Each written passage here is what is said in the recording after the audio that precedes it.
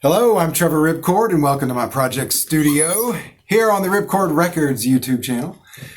Project studio is not done yet. I'm very close, and this is not the official program which we're going to do about making records once I get this done. Today I'm going to do an unboxing video of the studio monitors that just came.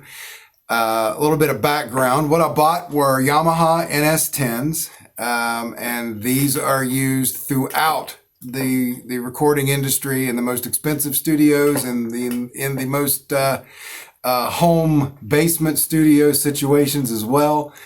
I've always wanted a pair of them, and I've never been able to get them. They were always more expensive than what I thought I should be spending studio money on at any given time. They haven't gotten any cheaper, but I'm not getting any younger. So in the new project studio that I'm setting up to work on this record, I thought it was time that I finally have the monitor speakers that I've been wanting to mix with for the last 30 years. So here they are. We're going to open them up and try them out, and I'll tell you what I think. So here we go.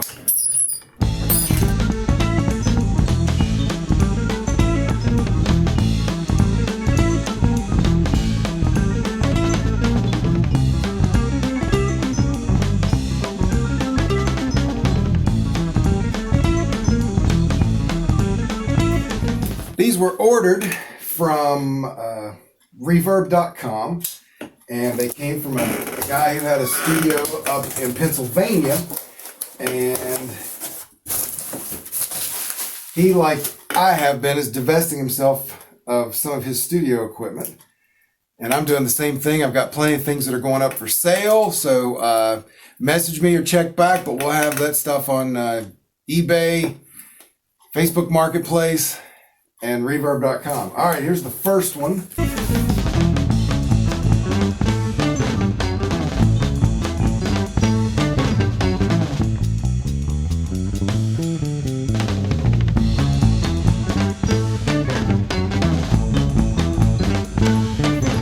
They're in pretty good shape for 30-year-old speakers.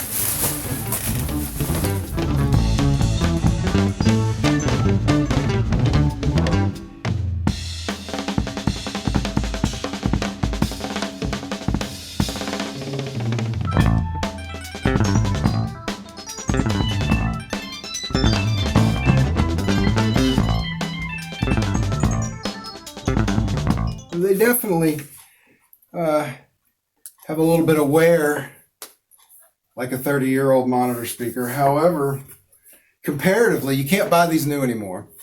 You can only get them used. Comparatively to what's out there, these are in really good condition. So far, I'm pretty happy with what I got. So I don't have a stand on the right side yet. I was waiting for the speakers to come. But I'll set these up, we'll hook them up, and then we'll give them a try, and we'll see if they work and tell you how they sound. All right, they're all hooked up, and we can give them a try. Now, I'm using these with a Dynacord Studio reference monitor amp. It is a 200 watt amp. It's 100 per channel. These speakers are rated at 100 watts each, so we're very well matched. And I found out something interesting. So when I went to hook up the wires to the back of the speakers, it's missing the little screw thing that goes on to tighten down the wires to. Basically what it's got is a post with a hole where the wire goes through, and then something screws down on top of that. But the threads are inside the nut.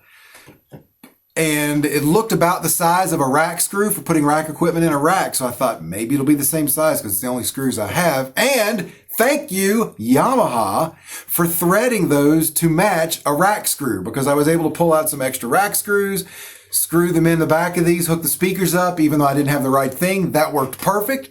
So we're good to go. Now, normally I would monitor something with a song that's familiar. I tend to use Once Upon a Time in the West by the Dire Straits, and we'll play that in just a minute. But first, I'm really eager to hear what this sounds like on some of the stuff that I've been messing around with to get ready to make this record. So we're going to try it out with some things that were actually mixed here, but with the old equipment, using the old speakers. So let's give it a try.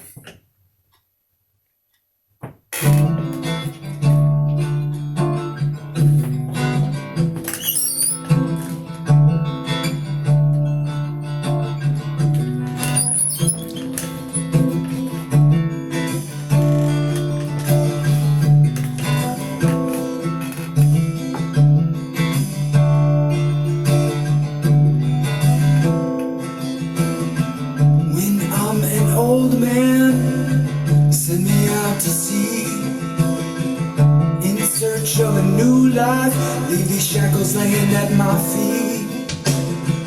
Well, I'm a young man, I find me a little love. I got 6 strings on an old guitar and muddy water running through my blood, through my blood.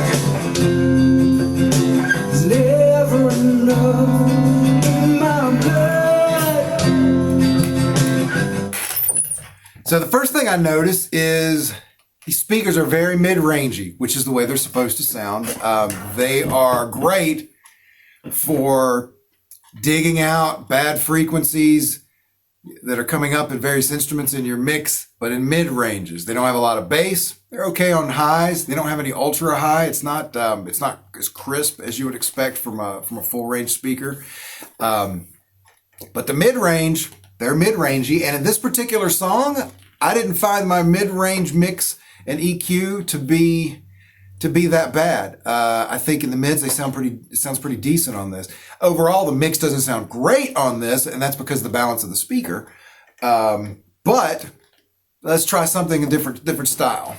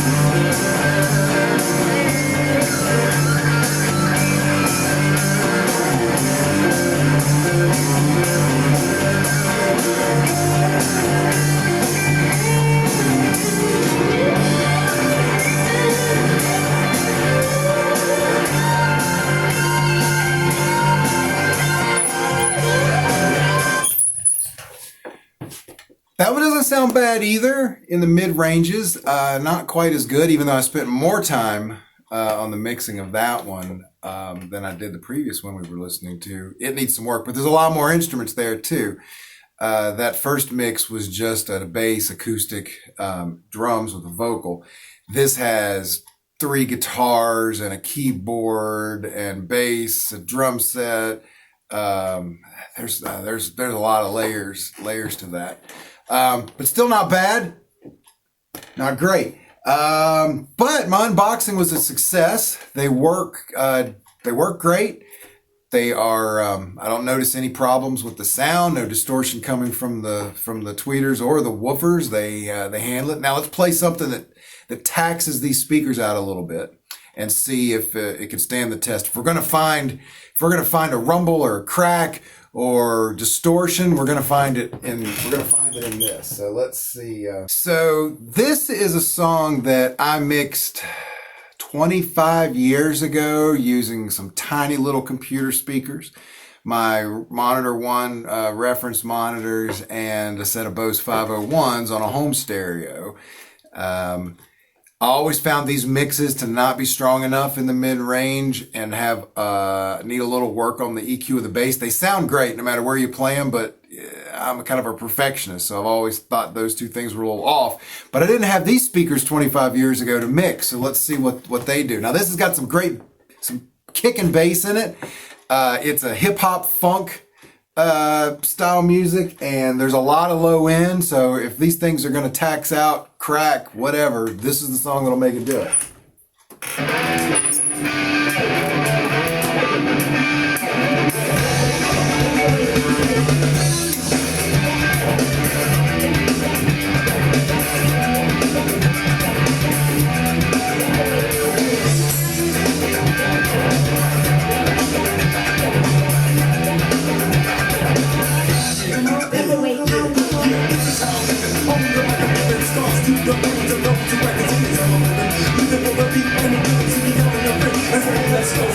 you need to get down, get just like I told you right again. And listen, feel like a you see, I'm living deeper into the with precision and crazy to the beat. I'm living in the top in the state of mind. That's why I want to appeal from the beat to the masses, smooth and sensual.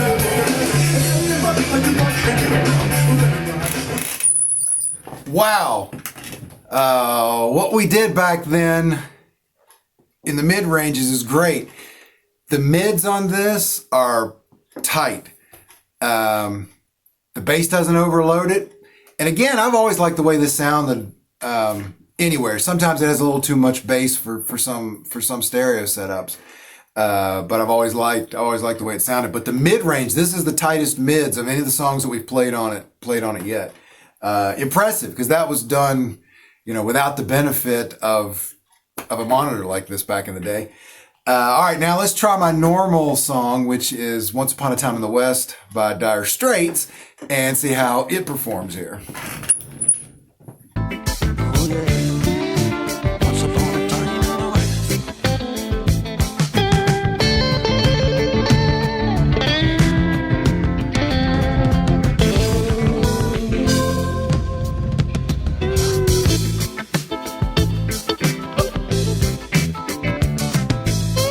What I notice is that this is the most balanced sounding song on these speakers out of everything we've played. Now, I've never thought that this album by the Dire Straits was the greatest mastered, EQ'd, mixed album. It's really, really, really good, and I love it. And I know what it's supposed to sound like. So when I listen to it in various places, I know what I'm listening for. I know what I should hear, and it makes it a lot easier to reference the material through a new situation, whether that be a new room, a new speaker. But it sounds really tight. The mid ranges are very well done on this album. So even more so than the last one, the hip hop song that we listened to.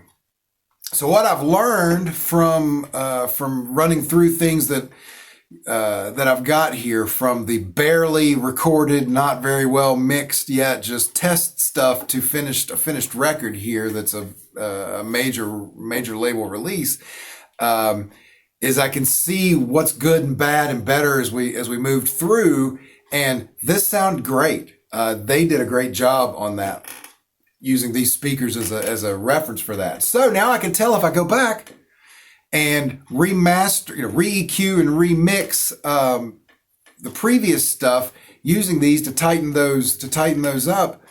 I think it's going to dramatically improve the sound quality of what I'm putting out of the project studio here.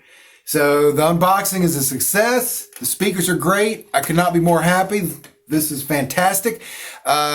Keep watching. Our regular show is going to start soon, and basically I'm going to do regular shows talking about making a record, showing you all the aspects of making a record, everything I'm doing from beginning to end of writing, recording these songs, all the way through marketing the album itself.